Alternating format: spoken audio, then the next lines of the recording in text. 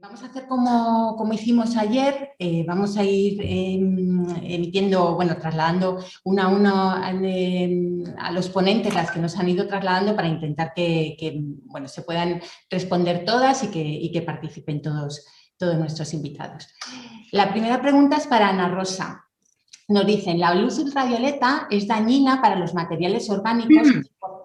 ¿Estás, Ana? Sí. Vale. Les repito, la luz ultravioleta es dañina para los materiales orgánicos y, por tanto, para la mayoría de las obras de arte. ¿Hasta qué punto pueden realmente verse dañadas cuando se aplica la técnica de imagen por fluorescencia de radiación ultravioleta? ¿Se dosifica o evalúa de alguna manera este daño? Bueno, nosotros, como he comentado al principio de la charla, siempre, o sea, no aplicamos todas las técnicas de forma sistemática a las obras, sino que se razona mucho la petición, pues precisamente también para valorar los beneficios que podemos obtener al aplicarlas respecto a los posibles daños. Entonces, es cierto que bueno, la radiación ultravioleta no la podemos evaluar y que apenas son unos segundos los que las piezas suelen estar bajo la radiación ultravioleta y luego lo que se estudia es la imagen. Entonces, bueno, yo diría que no tenemos esos instrumentos de valoración y que al fin y al cabo sería, bueno, pues considero que sí, que si mantener durante mucho tiempo esa radiación sí podría a lo mejor valorarse, pero creo que es mínima lo que realmente se pone debajo de las piezas, ¿no? Y lo mismo para el resto de las técnicas, siempre se intenta tener los documentos para poderlos estudiar y a partir de ahí seguir sacando conclusiones, no permanecer mucho tiempo bajo las radiaciones, vamos, ni tampoco nosotros, ¿no? Evidentemente. Vale. No sé si he podido contestar más o menos a esa cuestión. Sí, yo creo que sí. Y luego tenemos otra pregunta para ti y para Beatriz, que nos hacen conjunta, que nos preguntan que si hay alguna incógnita que no hayáis logrado resolver ni mediante la combinación de técnicas de imagen y otros estudios. O un ejemplo de alguno de los mayores retos que os hayáis encontrado. ¿Empiezas tú, Bea, o...? No se te oye, Beatriz. Actívate el micrófono. Ya está, perdón. Decía que retos, yo creo que para nosotros siempre es un reto cuando asumimos obras de gran formato. Yo creo que es, pues tanto en radiografía como en el resto de técnicas, ¿no? En el instituto se han intervenido obras, retablos o lienzos de gran formato, y yo creo que ahí siempre es un reto. Y en cuanto a si hay algo que no hayamos podido descubrir, pues hombre, sí, teniendo en cuenta además que las técnicas que aplicamos de imagen no caracterizan materiales, pues siempre puede haber algún elemento que no, pues que necesitemos de nuestros compañeros de análisis de materiales para poder identificarlo, o no sé si se te ocurre, Ana. Bueno, en ese sentido, yo creo que como tú has comentado antes, la importancia de la interdisciplinaridad, ¿no? Entonces, se termina, a veces no se consigue dar con toda la casuística que pueda presentar una pieza, pero el hecho de que los estudios vayan encadenados, pues nos da al final mucha más información de la que incluso a veces pensamos que podemos obtener. Los retos, yo recuerdo uno de los retos que creo que para mí, además llevaba poquito tiempo en el Departamento de Estudios Físicos, pues fue la radiografía del baldaquino de Girona, que está situada como a 5 metros desde el suelo y es compleja, es una radiografía muy compleja, además hay que tener en cuenta, bueno, esa o el retablo de la capilla de Álvaro de Luna, que también se hizo íntegro, y creo que son ese gran formato dificultad, bueno, pues hay muchas cosas a tener en cuenta cuando te encuentras con obras así y sobre todo cuando estás trabajando fuera del instituto. Yo creo que siempre nos gusta por eso mismo también, porque nos plantea un reto al mismo tiempo, pero sí, es difícil y en fin, pues, hay vídeos que podéis encontrar y del cómo se hicieron esas actuaciones. Muchas gracias, Ana. Tenemos una pregunta para Alex. Alex, ¿estás? Es que no veo si están todos los panelistas. Vale, te cuento. Nos preguntas, ¿existen familias de microorganismos que se alimenten de materiales plásticos? Y si es así, ¿se alimentan solo de plásticos o también comen otras cosas? Pues a ver, o sea, es que al final nos vamos a dar cuenta con lo difícil que es el tema de los plásticos. O sea, como humanidad, como especie, como parte de este mundo, nuestro principal problema ahora mismo medioambientalmente, aparte del cambio climático, son los microplásticos. Entonces, eso es una muestra de la gran dificultad para la biodegradación de estos materiales.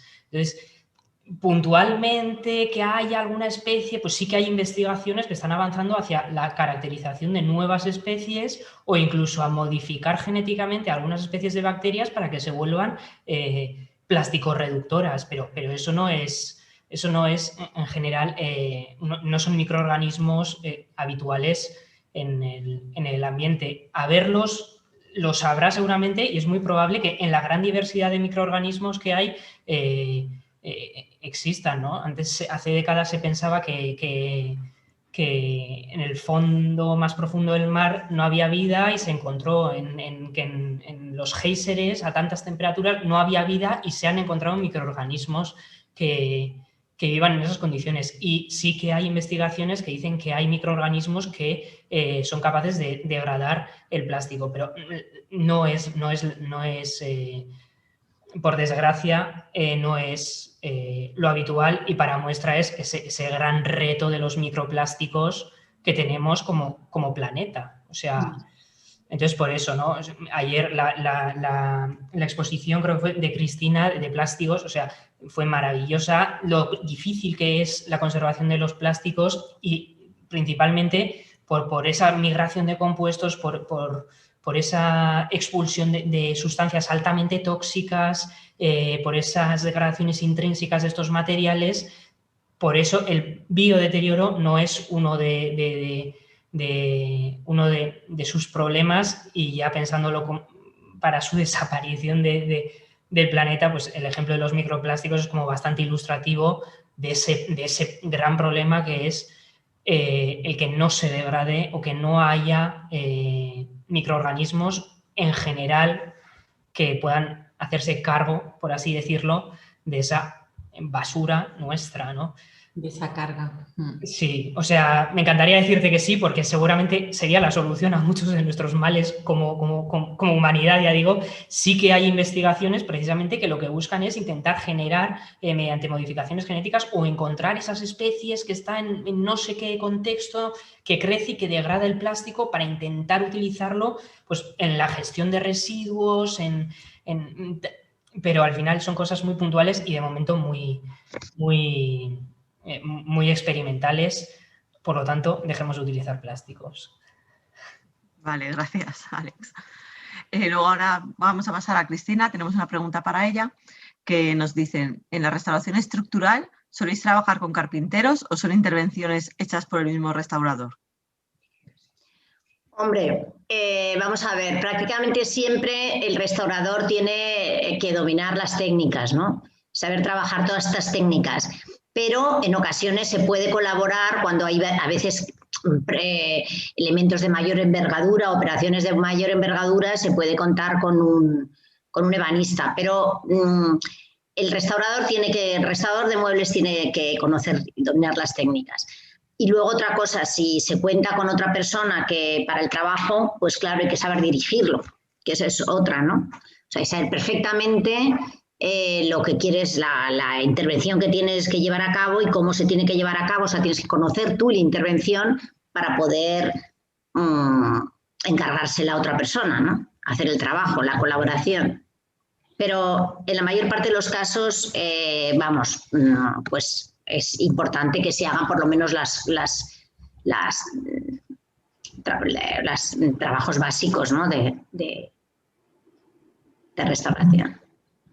Gracias, Cristina. Berta, nos preguntan, ¿la utilización de laca y polvo de oro o plata sobre los herrajes causa alguna corrosión particular sobre ellos? ¿Influye en su conservación, para bien o para mal?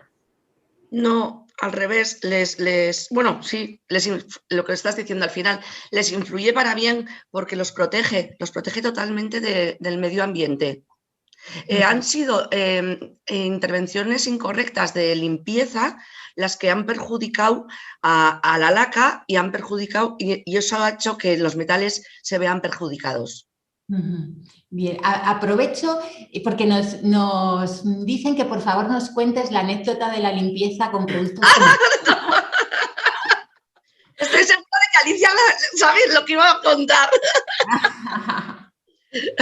Bueno, fue el momento del despliegue de todas las arquetas porque venía Yamashita, un investigador de la Universidad de Tobunken, y una compañera de la que yo no soy capaz de decir el nombre. Ya os digo que lo de mi japonés fluido es fatal.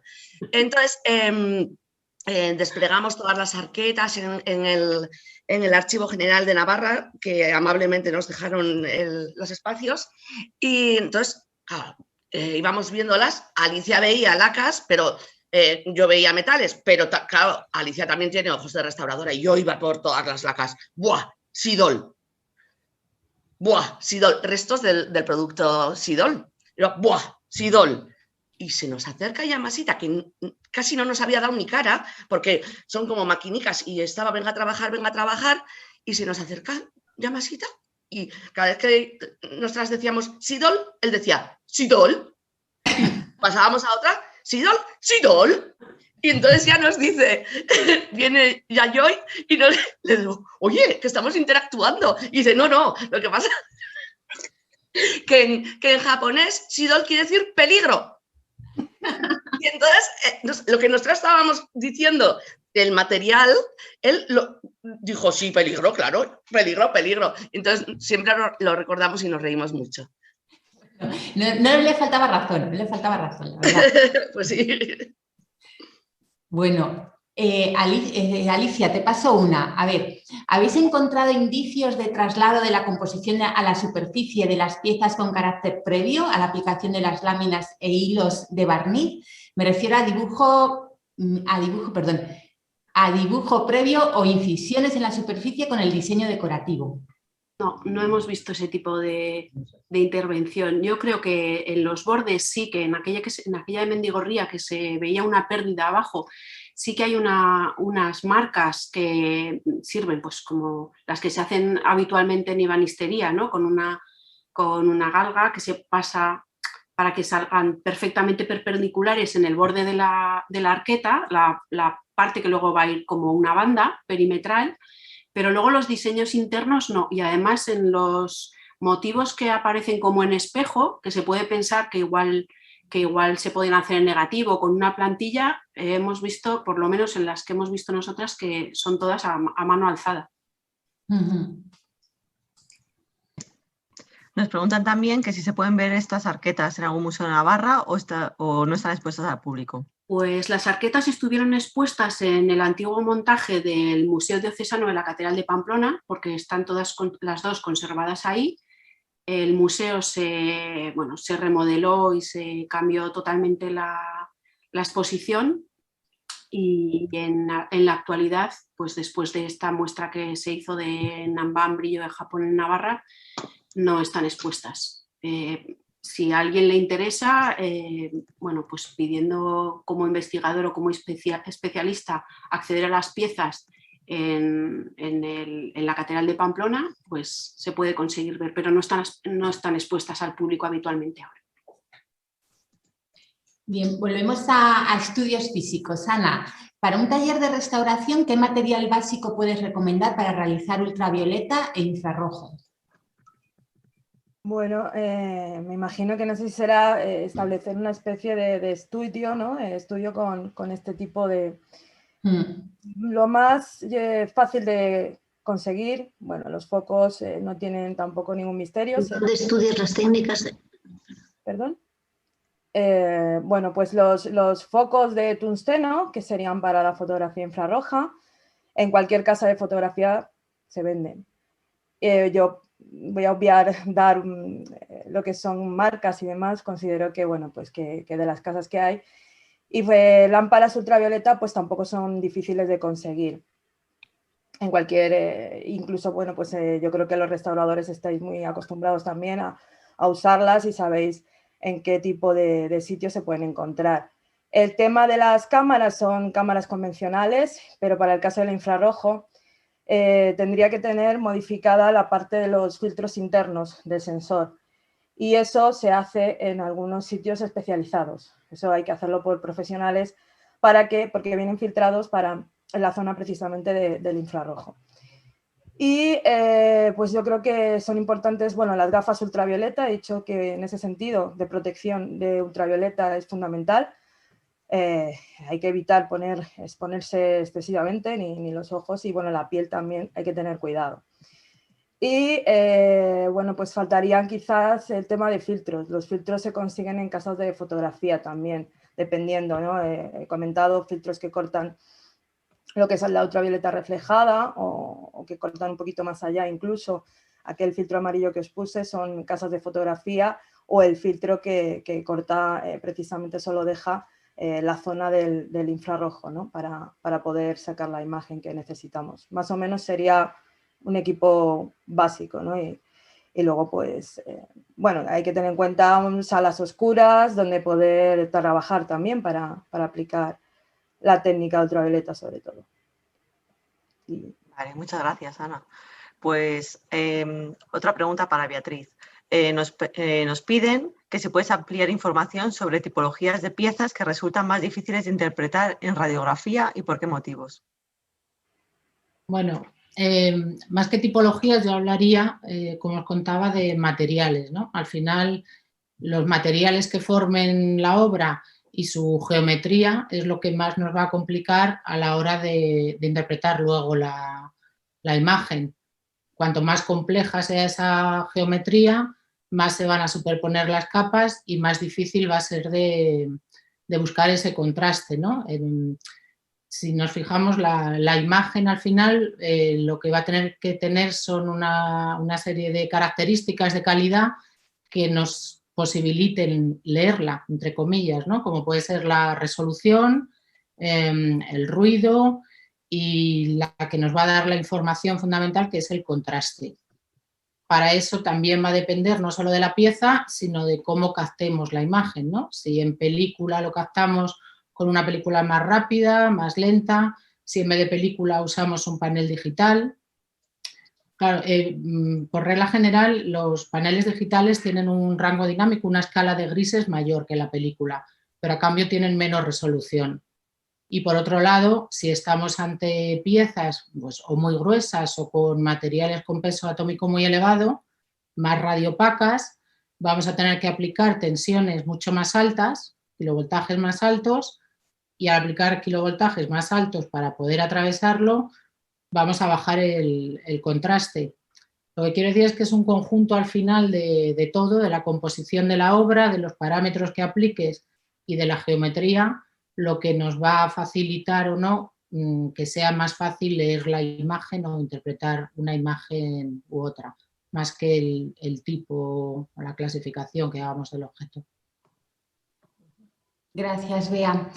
Una pregunta para Cristina Ordóñez. Al final de la presentación hacías alusión a los estucos más idóneos y hemos creído entender que desaconsejas el empleo de resinas tipo epoxi de relleno, aunque no se ha nombrado explícitamente. Si es así, ¿lo desaconsejas también para pequeñas faltas? Perdona, pero es que como no sabía, me he puesto a contestarlo aquí. Vale. Estaba escrito, porque no sabía si eran las mismas preguntas. Como he visto dos listados de preguntas...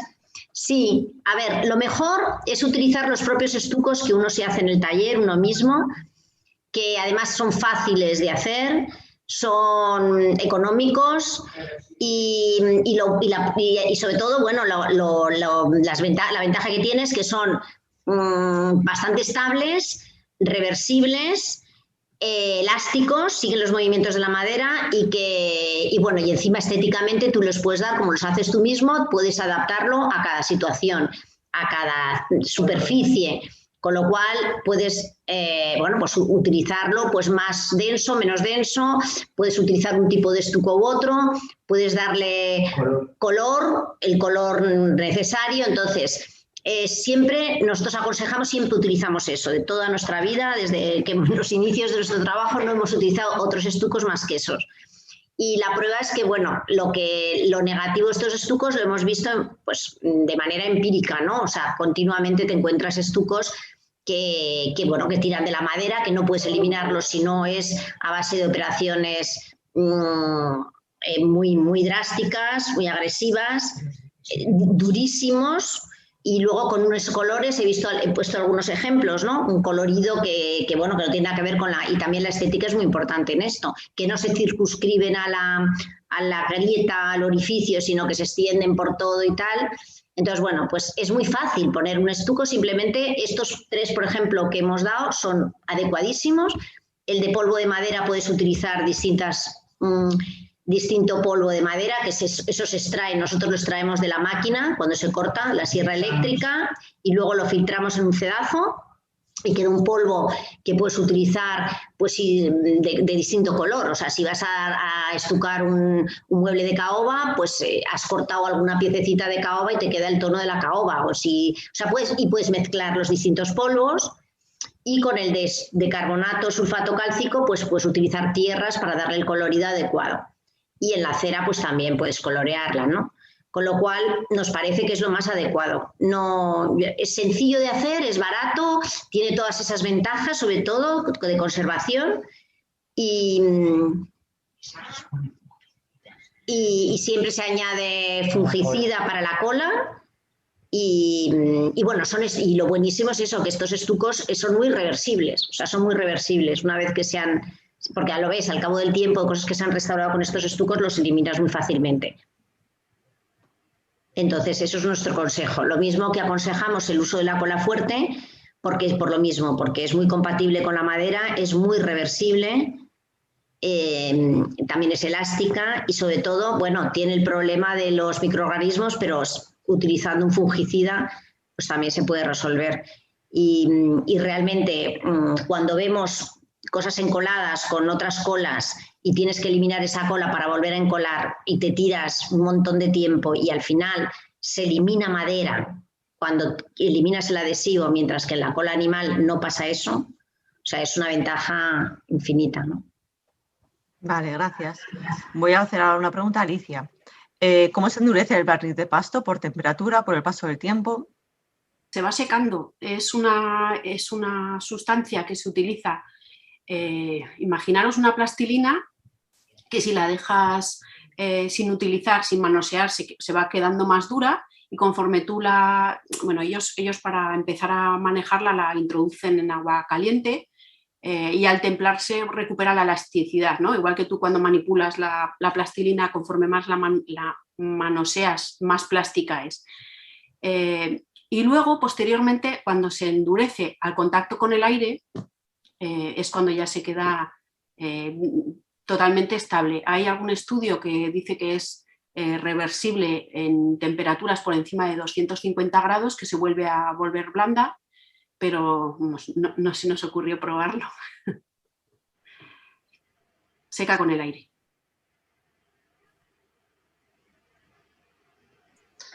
Alicia, tenemos otra pregunta para ti y nos dicen, ¿hay estudios de caracterización de las maderas utilizadas en el barniz de pasto? Sí, se han hecho y están publicados, están accesibles en la red, en el Victorian Albert, y es cedro. Y también en documentación histórica, ahora no recuerdo, un manuscrito de 1800, algo de algún viajero por ahí, decía que utilizan madera de cedro de allá, o bien torneada o bien tallada. Vale, tenemos otra pregunta similar, pero para Cristina, y es, ¿qué criterios se utilizan para la selección de piezas de madera utilizadas en reintegración de elementos estructurales como espigas, por ejemplo? ¿Qué tipos se suelen utilizar? A ver, para las espigas, por regla general, a no ser que el mueble esté muy debilitada, la madera que estamos restaurando esté muy frágil, pero en regla general, en condiciones normales, se utilizan espigas de madera más dura que la del mueble en concreto y de haya. La madera de haya es la que más se utiliza. Vale, tenemos alguna más para Alicia. Nos dicen, En la pieza que has mostrado por dentro se ve la madera. ¿Se solían dejar siempre por dentro sin decorar? No siempre. Las que tenemos nosotros sí que están solamente protegidas con esa primera capa transparente de barniz de pasto que utilizan a modo de tapaporos o para uniformizar toda la superficie y proteger la madera. Sí que está cubierta absolutamente toda la superficie, como una fase inicial, cubren toda la pieza y luego decoran unas partes y otras las dejan sin decorar. Pero sí que hay escritorios, ahora estoy recordando uno del Museo de América, otro del Victorian Albert, de la Hispanic Society también, que sí que están decorados por dentro, la tapa por el interior y algún cajón, el interior de los cajones ya no con tanta profusión, sí con algún detallito vegetal. Pero sí, en algunos casos se decoran y en otros no. Vale, también nos preguntan si hay más piezas en museos de España. De barniz de pasto, yo creo que las que más piezas tienen, por lo menos que se conozcan, y yo creo que con el tiempo de las que aparecen como piezas novohispanas sin más detalles, se irá viendo que son, pues eso, si pertenecen a la técnica de pasto o no. Yo las que más conozco son las del Museo de América y en el Museo Nacional de Artes Decorativas también tenéis una. Lo que pasa es que creo que en la ficha de Ceres aparece todavía como MAC. Yo diría que lo hemos corregido, pero la verdad es que no lo sé. Ya. La tenemos vale, expuesta ahora mismo. Qué bien. Hace medio mes. De cuando entonces.